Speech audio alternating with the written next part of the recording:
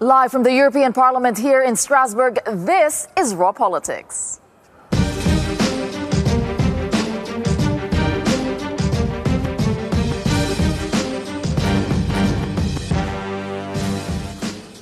Thank you for joining us tonight, and this is what we have for you on the menu. No more arms. Germany puts pressure on Saudi Arabia, but will the rest of Europe follow? Not backing down. Italy refuses to revise its budget, escalating a battle with Brussels. Trashing the treaty, what Donald Trump's threat to tear up a Russian nuclear agreement means for Europe. Messaging disinformation. WhatsApp finds itself at the center of Brazil's bitter election campaign. Plus, brawny, self-assured, and cantankerous Viktor Orban adopts a new pet. All right, it's time to meet our panelists for tonight. I'm joined by Hans Olaf Henkel. He is a German MEP with the European Conservatives and Reformists group. Which of these stories are you watching very closely, Hans? I like the story with the rhino. You do? Yes. And in fact, I have a name for it. If it is female, I would name her Angela Merkle.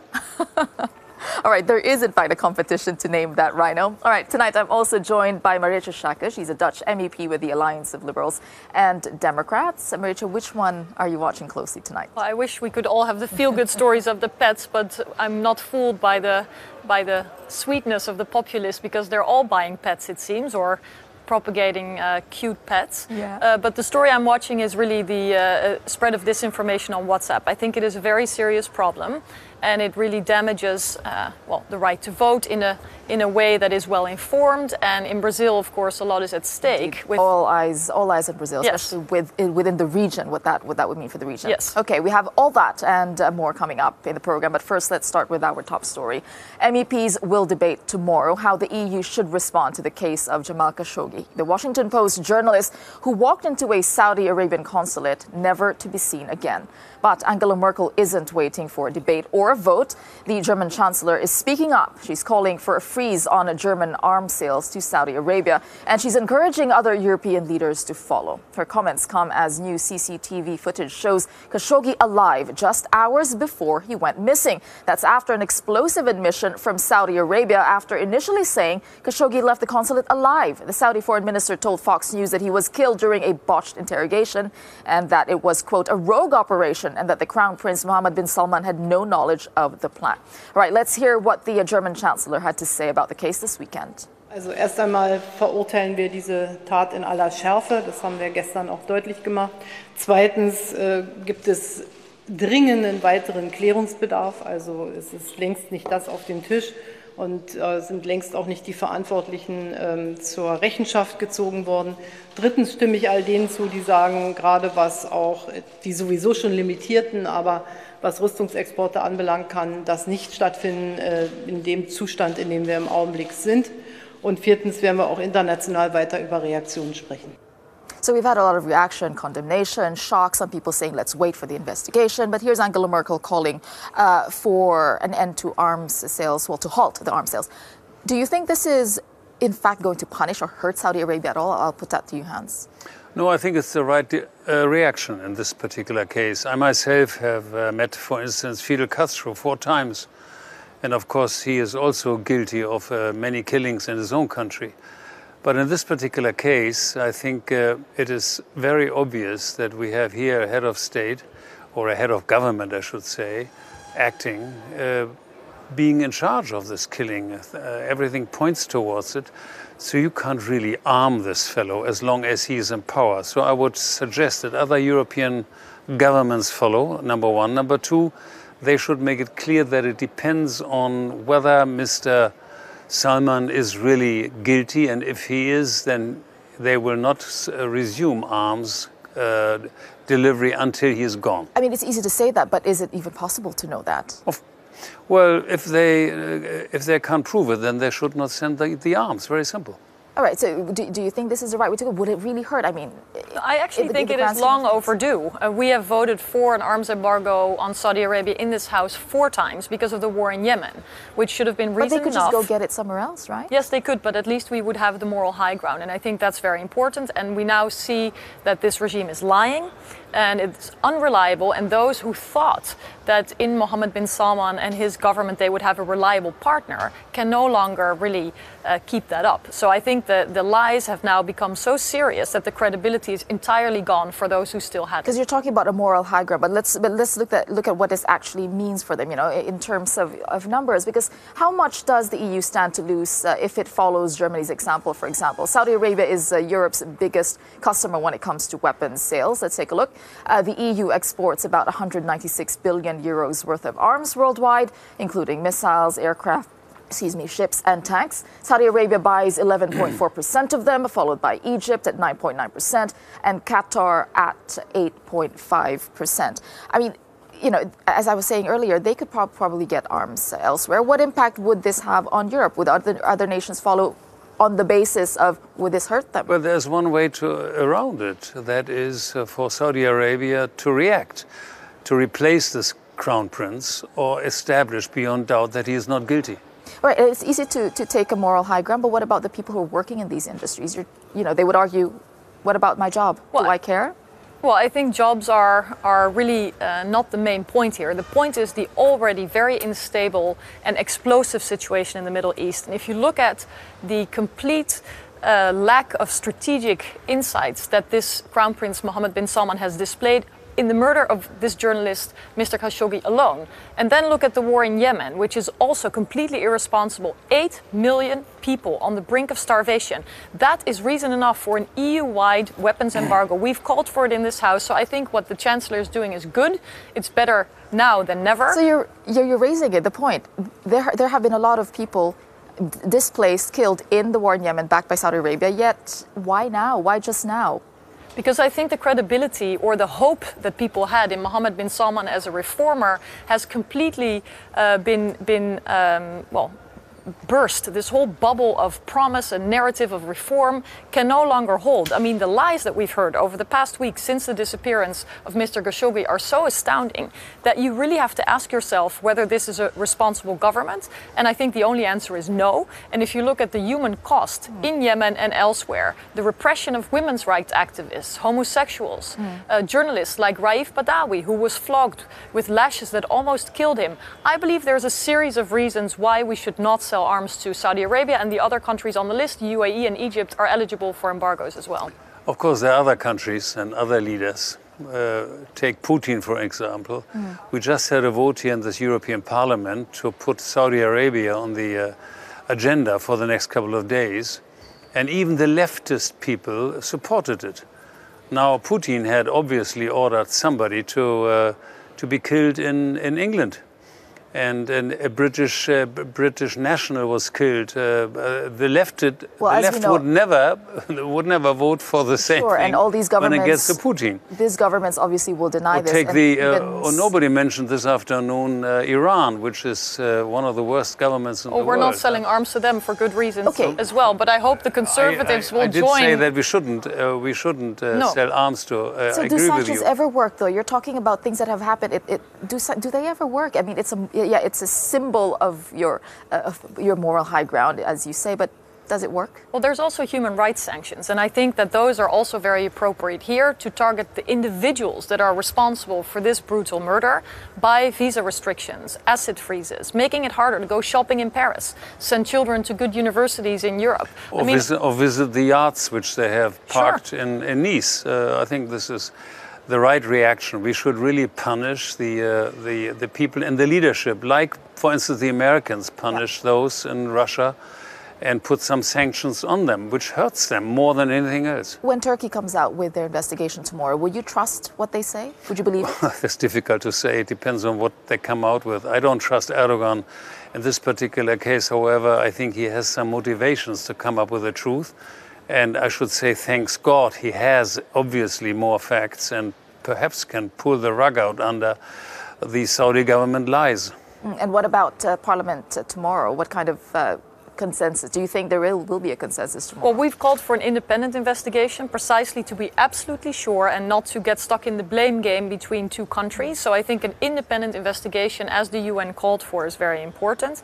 And this Parliament, well, I hope that despite previous examples where the EPP and the ECR were reluctant to condemn human rights violations in Saudi Arabia, tomorrow in the debate and Thursday in the vote, we will see a unanimous condemnation of the brutal, gruesome, unacceptable murder of Jamal Khashoggi. And just very briefly, if you're alienating Saudi Arabia like this, is it putting a strategic partnership in danger where you keep the peace, sort of? You just keep you don't trust Saudi Arabia, but you just keep them there? Well, that's a very, very complex question. You are right. I mean, very often the politicians are sort of in between. Should they be aggressive against such a government, opening brackets, regime change, closing brackets, and risk wars with a lot of losses to civilians?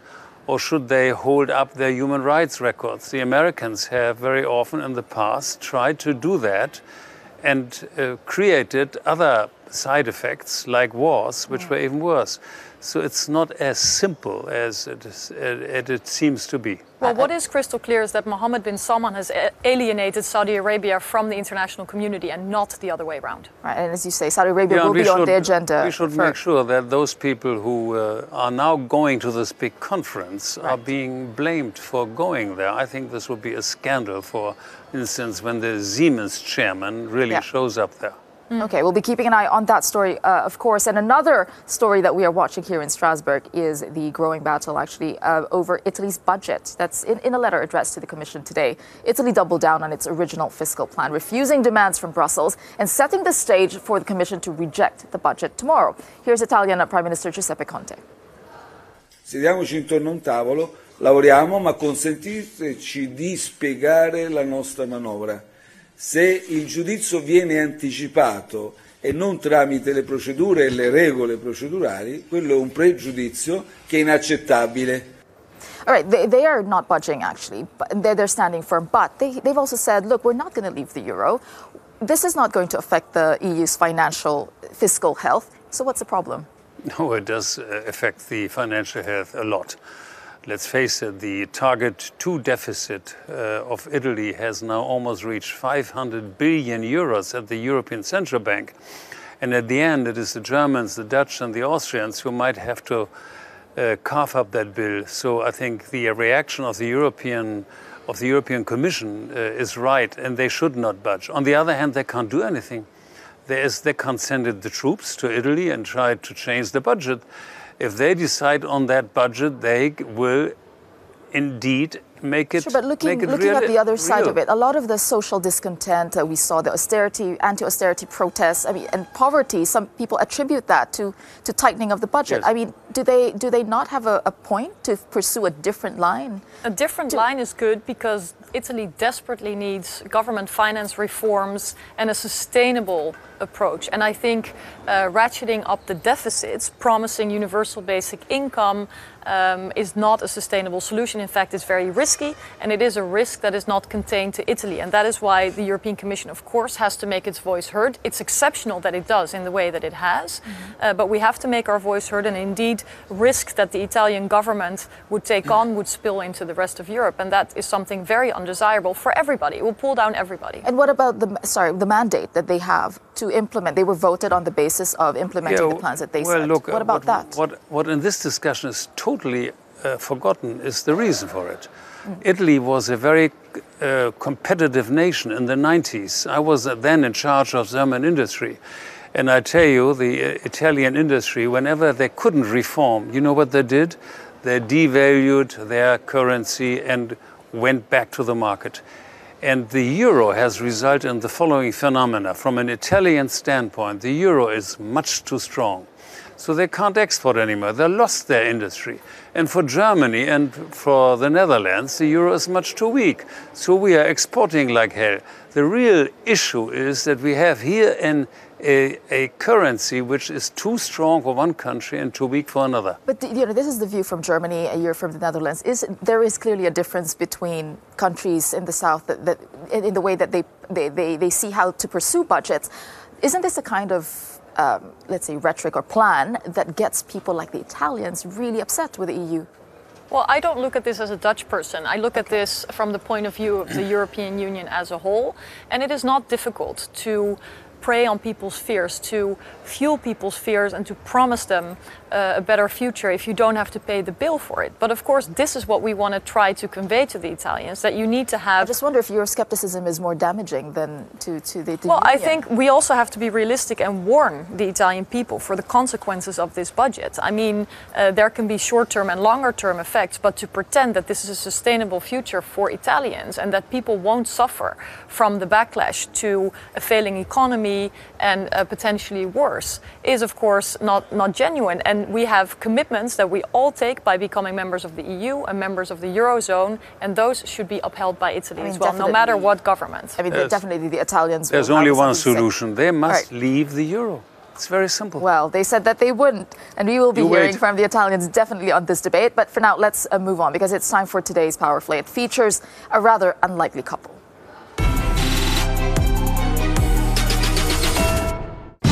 Count me out. That was the Scottish First Minister's message when she learned she was set to appear at a conference alongside President Trump's former strategist Steve Bannon.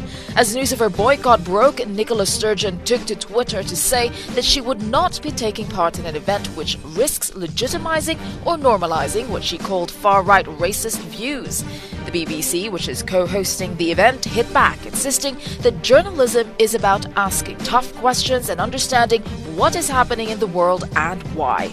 The stand taken by the Scottish nationalist leader comes as Steve Bannon is increasing his profile in Europe.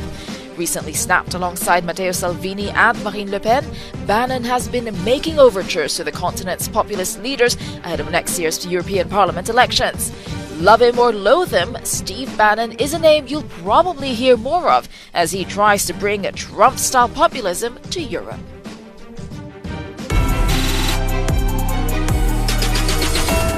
Okay, we don't have much time for this conversation, but should he be given a platform or not? Yes, of course. I mean, I totally disagree with this fellow, and I don't think we need an American to do something here in Europe, but to deprive him of discussing his viewpoints, I think is crazy.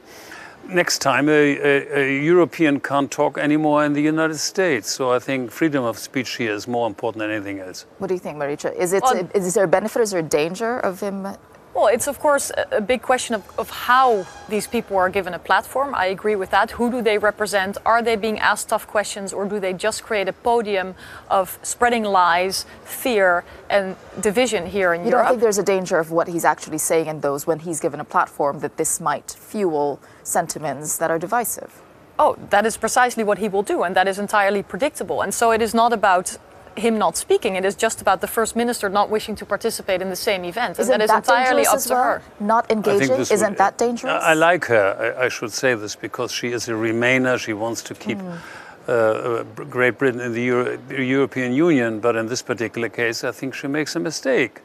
If there is a stage, she has the right not to go there. Do you think there was a political motivation behind her action, like she did that for an audience, a specific audience in mind? Of course. Okay. Look, I wouldn't mind talking to this guy and try to demask him and try to demonstrate that he lies.